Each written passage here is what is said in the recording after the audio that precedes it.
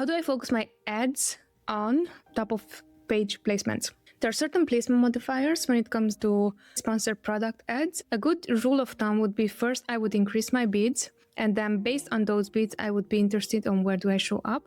Next, if I see that I'm not showing up where I want, even with increased bids, I would also increase my placement modifiers. Keep in mind something super sneaky that Amazon is doing. Even if a keyword is highly relevant to your product and you're not ranking organically for it, no matter how high you push your CPCs and your placement modifiers, you're still not going to show up on top of search. Our project coordinator had lots of back and forth on this, but even Amazon is saying that no, your bids are not high enough. Actually, what's happening is that if you're not organically ranking for a specific keyword, and if that keyword is not within your listing, what can happen is that even if your bid is $20, $50, in this case, really we tried with $50 bid and still we did not show up top of search. It was 100% placement share. We still did not show up on top of search and we paid $20 per click. So that's why I'm saying that you can technically show up on that top of search placement with these two things. Increase your bid. If bid is not bringing there, then increase your placement modifier.